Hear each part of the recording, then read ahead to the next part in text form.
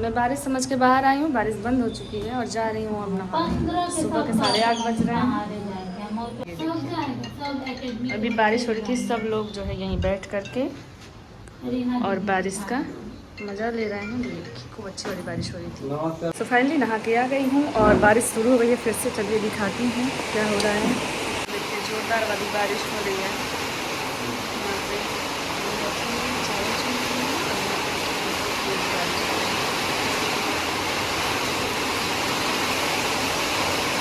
तो मैं जा रही हूँ अभी खाना बनाने, क्योंकि टाइम हो रहा है 8:45 और इस टाइम अंधेरा है। लाइट चली गई है, इसलिए सिर्फ एक लाइट जलती है इन्वर्टर से। यहाँ की लाइट सारी ख़राब हो चुकी है। तो अब मैं आ गई हूँ किचन में और जा रही हूँ अब खाना बनाने। So hello, welcome back to my channel Shivanka vlogs. कैसे हैं आप सभी? उम्मीद करती हूँ आप सभी बहुत ही अच्छे होंगे। हम सब भी अच्छे हैं। ज़ोरदार वाली बारिश हो रही थी तो मुझे बहुत ही अच्छा लगता है। और बारिश जब होती है ना तो किचन में आने का मन नहीं करता है, लेकिन मजबूरी है, खाना तो बनाना ही है। क्योंकि कितनी भी तेज़ बारिश हो, आंधी हो, तूफान हो, इनको तो ऑफिस जाना ही है। तो इसलिए फटाफट से नाश्ता बना देती हूँ। बच्चे स्कूल चले गए हैं, उनके जाने के बाद बारिश शुरू हुई है। और जब बारिश होती है ना तो मेरा मन करता है कि मैं अपने गार्डन में चली जाऊँ, और मुझे ढेर सारा काम करना होता है तो दिमाग मेरा वहीं पे लगा होता है। लेकिन काम तो किचन का भी निपटाना होता है, तो फटाफट से मैंने सोचा नाश्ता बना लूँ। यहाँ पे मैं आलू और बैंगन की जो सब्जी होती है ना वो बनाऊंगी, और साथ में रोटियां बना लूँगी और नाश्ता इन लोगों को करा दूँगी। और इसके बाद दाल चावल बनेगा जब भी इन लोग को आने का टाइम होगा बच्चों को। तो ऐसी बारिश का ना बहुत दिन से इंतज़ार हम लोग कर रहे थे। काफ़ी गर्मी हो रही थी, सभी लोग बहुत परेशान थे। इतनी ज़्यादा गर्मी पड़ रही है ना, जिसकी वजह से ऐसा लग रहा है ना कि किचन से निकलिए तो चक्कर आने लगता है। ये हालत हो गई थी।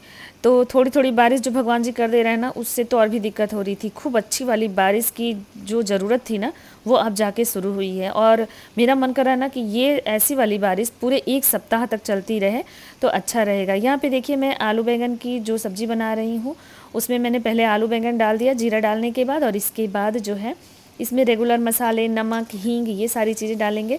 साथ ही इसमें अमचूर पाउडर, थोड़ा सा लाल मिर्च पाउडर और थोड़ा सा और मसाले जो कि अचार वाले होते हैं वो सब डाल करके हम इस तरह से ये सब्ज़ी बनाते हैं। बहुत ही टेस्टी लगता है, भरता जैसा बन जाता है। और साथ में रोटियां, और इसके साथ दाल चावल बहुत टेस्टी लगता है। तो आज यही खाना बनने वाला है। देखिए आलूओं को पकने के बाद बाकी मसाले इसमें डालते हैं। रेगुलर मसाले और नमक हल्दी तो मैंने डाल लिया था पहले ही हींग के साथ। और अब जो है इसमें मैं अमचूर पाउडर डालूंगी। अगर आप इस तरह की सब्ज़ी बनाते हैं ना तो अमचूर पाउडर बाद में ही डालिए। इससे क्या होगा ना कि पकता नहीं है आलू, अगर आप पहले डाल देंगे तो। इसलिए बाद में पका के आलू को तब डालते हैं। अभी मैंने यहाँ लहसुन मिर्च का पेस्ट बनाया था और उसको भी डाल दिया है। इससे टेस्ट बहुत अच्छा आता है।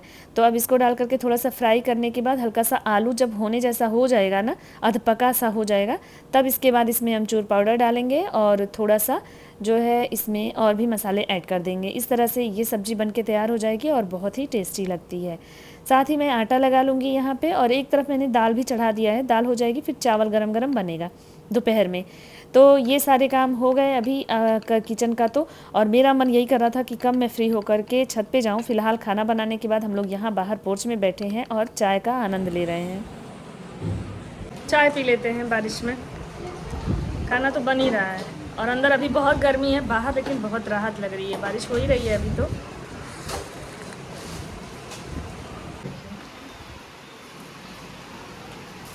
अच्छी वाली बारिश हो रही है आज।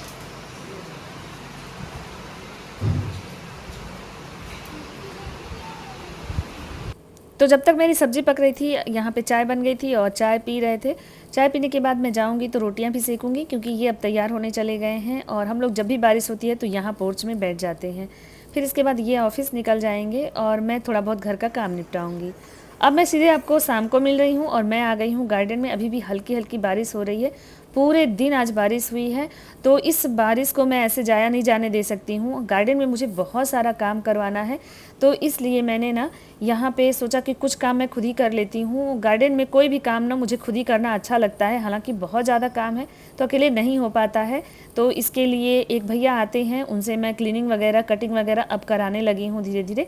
लेकिन कुछ पौधों को ना मुझे इधर से उधर करना था और उनकी जगह बदलना था। ये सही समय है, अगर आपके पास भी पौधे हैं ना तो इस टाइम में आप उनको रीपॉट कर सकते हैं, एक जगह से दूसरी जगह कर सकते हैं जब बारिश होती है। तो मुझे भी मौका मिला, मैंने फटाफट से सोचा कि आज ये काम मैं निपटा लेती हूँ। शाम को मैंने सबको नाश्ता भी करा दिया था, इसलिए इस टाइम मैं बिल्कुल फ्री थी, तो इसलिए आ गई हूँ कि फटाफट से 2-3 पौधे हैं जिनको फ़िलहाल चेंज कर देती हूँ। इनकी जड़ें काफ़ी बड़ी हो गई थी, लेकिन हटाना ज़रूरी था और इन क्यारियों को ना मुझे सेट करना है। इस बरसात में मैंने भी टारगेट किया हुआ है कि इस बार मैं अपने जितने भी क्यारियाँ हैं ना सबको सेट कर दूँगी, ताकि इसमें सारे परमानेंट पौधे लग जाएंगे, तो बार बार मुझे चेंज करने का झंझट ख़त्म हो जाएगा। और ये करना ज़रूरी है क्योंकि काम बहुत ज़्यादा बढ़ गया है गार्डन में, तो ये सब कुछ काम मैं कर लूँ। और ये कर ही रही थी, तब तक अचानक फट फट की सी आवाज़ आई, आपको भी अभी सुनाई देगी।